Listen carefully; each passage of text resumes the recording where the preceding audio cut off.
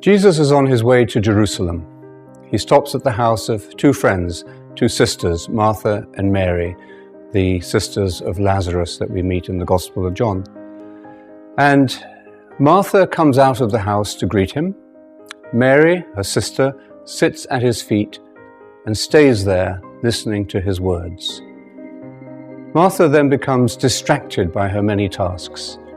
She comes to Jesus and she says, "Lord, don't you see that I'm doing all the work by myself? Tell my sister to give me a hand." And Jesus responds, "Martha, Martha, you are fussing and fretting about so many things, but only one thing is necessary. Mary has chosen the better part, and it will not be taken away from her." This story has been used down the centuries to describe the difference between contemplation and action. Martha is seen as the active person, and Mary the contemplative. And clearly they are two different personality types. We see that from the beginning of the story, where Martha comes out of the house. She's the proactive one. She's the organizer. She's the person who likes to make sure that everyone is registered and has paid their money. Mary sits at the Lord's feet and just listens. She's more introverted. She doesn't need to be in the limelight, but she's listening to his words. The criticism of Martha in the gospel story is simply that she becomes distracted by her many tasks. She's a multitasker. She can do many things at once. But maybe things have broken down for her in the kitchen. The microwave doesn't work, or the food that she wanted isn't there. And she becomes distracted, and she becomes anxious and angry.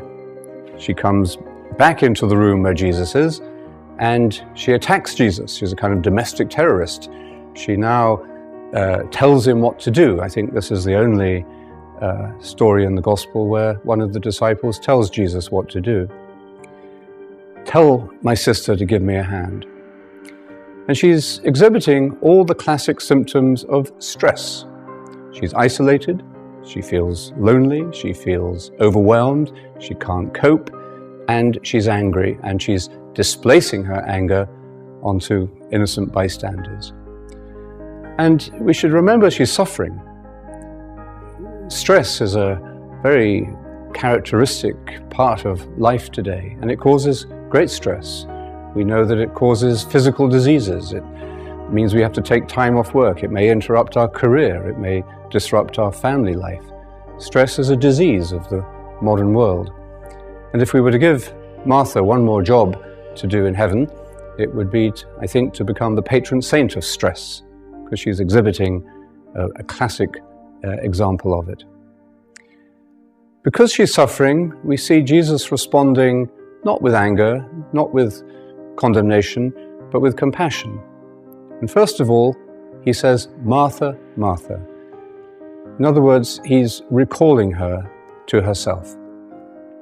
She's lost touch with herself. That's what's happened when we fall into stress and into anxiety. We feel cut off from our own true identity, and therefore we can't relate to other people, certainly not to the Spirit. So the first thing he does is simply to recall her to herself. And then, like a good friend, he puts a mirror in front of her. He leads her to self-knowledge. He says, "You are fussing and fretting about so many things.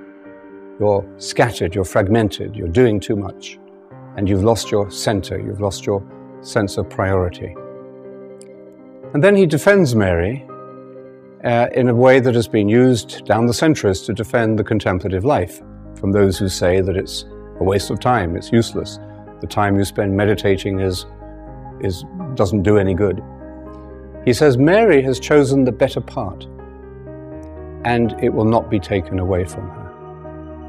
He says that only one thing is necessary.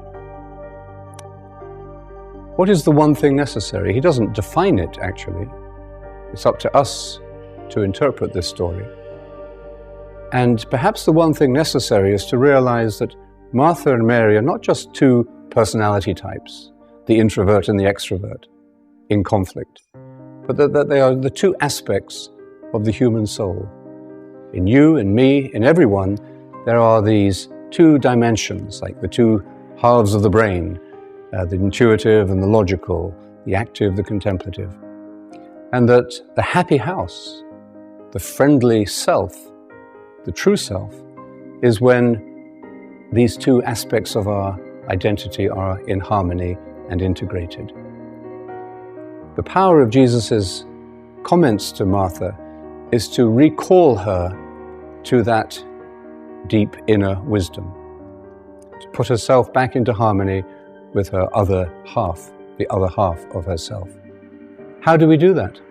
How do we put ourselves back into a harmony where the active and the contemplative sides of our lives are operating, running together, so that we do our work not like Martha in a stressful, angry and disrupted way, but we do it joyfully, we do it peacefully, we do it productively.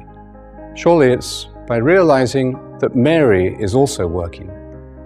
It's a quieter work, not so obvious, doesn't catch the headlines, but Mary is also working because she is sitting still, she's listening to the words of the Lord. And her work is actually the basis of the good work that Martha should be doing. The one thing necessary to put these two sides together, but also to realize, as Jesus says, that Mary has chosen the better part. This isn't a put down to Martha. It's reminding her that being comes before doing, and that if we lose touch with the essential harmony, the essential peace and goodness of our own being, then our work, our activity, our daily lives will begin to fall apart. How do we put this back together? How do we recover this friendship within ourselves? Well, I remember telling the story once at a Buddhist Christian conference I was speaking at, and a Buddhist friend of mine said, that's a really good story, I can relate to that. What happened next? And of course we don't know, as in many of the gospel stories we'll be looking at, we don't know what happens next. Because in a sense, what happens next is us. How do we interpret it? How do we find a practical way, a way like daily meditation, to put this priority back into our lives, to see how our lives of action, our running around, our work, are built upon the stillness, the silence, the listening, which is the work of Mary.